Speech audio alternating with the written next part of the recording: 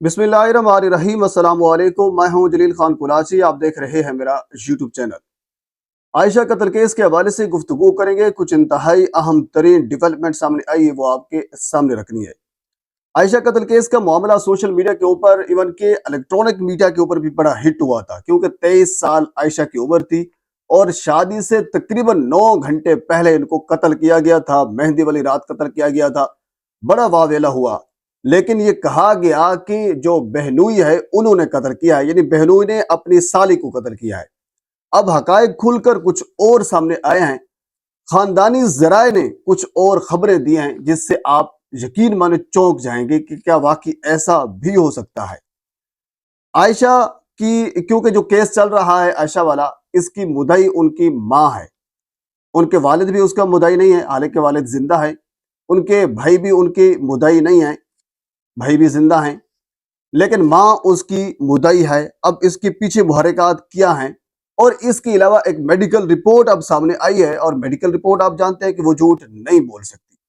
Medical report में एक तो ये कहा गया है कि पहले आयशा को उनका गला दबाया गया, उनके हाथ पांव बांधे गए, उनके गले के ऊपर, उनके बाकी जिस्म के ऊपर निशानात मौजूद हैं, यानी उनको जबरदस्ती पैरे मारने की कोशिश की गई, उनको बांधने की कोशिश की गई।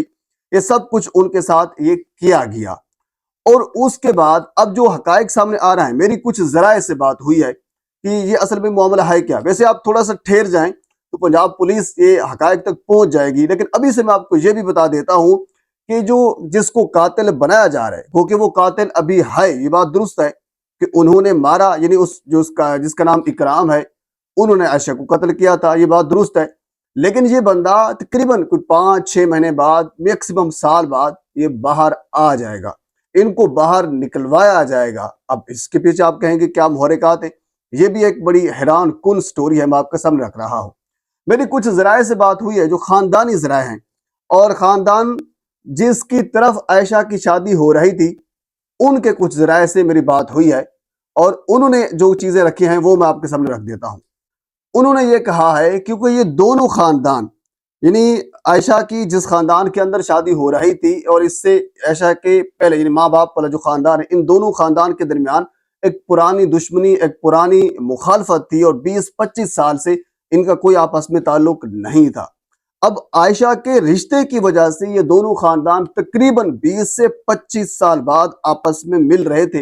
लेकिन इस खानदान के अंदर एक ऐसा शख्स था जो ये नहीं चाह रहा था कि ये दोनों खानदान आपस में दोबारा मिलें और खंड क्या कहते हैं उसे, शीर व शक्कर ये हो जाएं। ये इस चीज की मुखालफत कर रहा था। एक शैतान टाइप बंदा था, जो जरा ने बताया है, और उस बंदे ने ये सारी चाल चली है, और बहनोई को बेसिकली एक कुर्बानी का बकरा बनवाया गया है।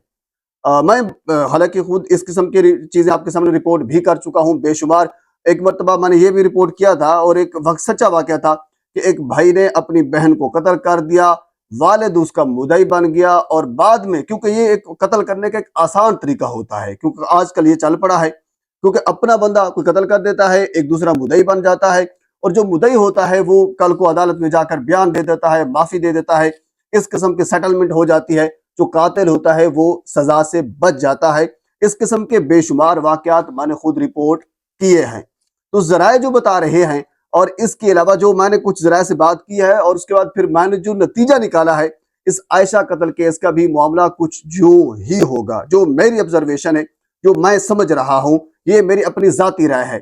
आप देखेंगे तकरीबन कोई 5-6 महीने बाद या मैक्सिमम 1 साल बाद, ये बंदा जिसका नाम इकराम है, जो ये कह रहा है कि बिल्कुल मैंने कत्ल किया है, बिल्कुल मैं बहनोई हूं, बिल्कुल मेरा कह लीजिए कि वो पिछले 3-4 साल से इनसे ताल्लुक था, वगैरह वगैरह, ये जो सब कुछ कह रहा है ये बिल्कुल गलत कह रहा है। इसके पीछे मुहर्रिकात है। एक तो ये है कि मेडिकल रिपोर्ट भी ये बताती है कि इन दोनों का आपस में कोई जिनसी ताल्लुक नहीं था। अगर आप, यानी इकराम ये कहता है कि मेरा इस आयशा के साथ पिछले 2-3 साल से एक ताल्लुक था, तो जाहिर है जब साली के साथ आपका एक ताल्लुक था, और किस टाइप का ताल्लुक था, अंडरस्टूड है, आपके जिस्मानी ताल्लुक भी तो होना चाहिए था ना, जब आप ये दावा कर रहे हैं कि मेरा उनके साथ ताल्लुक था।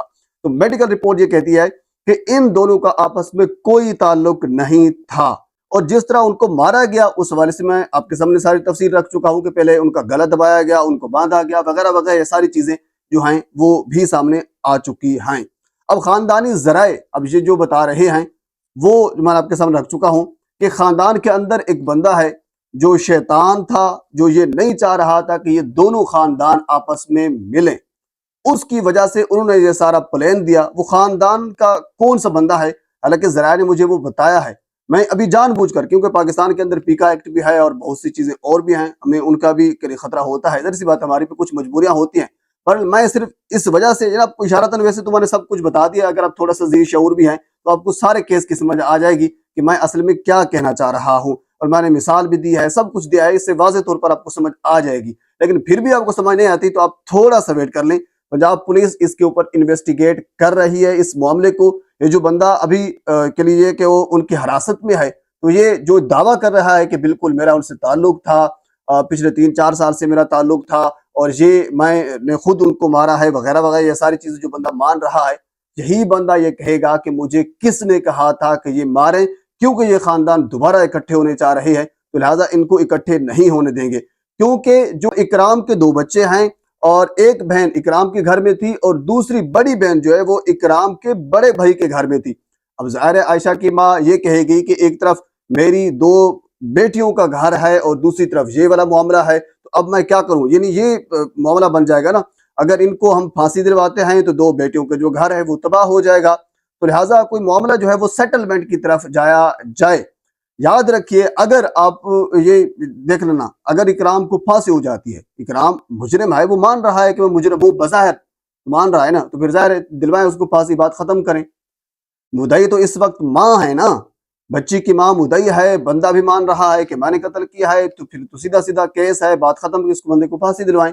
لیکن ایسا نہیں ہوگا، اس اکرام کو پھانسی بھی نہیں ملے گی، اور یہ کچھ مہینے بعد یا میکسیمم 1 سال بعد باہر آ جائے گا۔ جو خاندانی ذرائع نے ہمیں بتایا ہے وہ یہی ہے، باقی پنجاب پولیس اس کے اوپر تفتیش بھی کر رہی ہے، تفتیش بھی کر رہی ہے، یہی سب کچھ آپ کے سامنے کچھ دنوں کے بعد کھل کر سامنے آ جائے گا، اور ساری چیزیں آپ کو بالکل وہ جس طرح آئینے کے اندر بندہ دیکھتا ہے وہ ساری چیزیں سامنے آ جائیں گی، اور عائشہ قتل کیس کا جو ایک رخ ہے وہ بالکل 180 ڈگریز اپوزٹ ہو جائے گا۔ پر اس کیس کے علاوہ اور بھی بہت سی چیزیں ہیں، اگر میرے تک وہ بر وقت پہنچتے ہیں تو بر وقت آپ تک پہنچانے کی کوشش کروں گا۔ ایک مرتبہ آپ سے گزارش ہے میرے چینل کو سبسکرائب کر دیں تاکہ آنے والی ہر انفارمیٹیو ویڈیو آپ تک پہنچ سکے۔ اللہ حافظ۔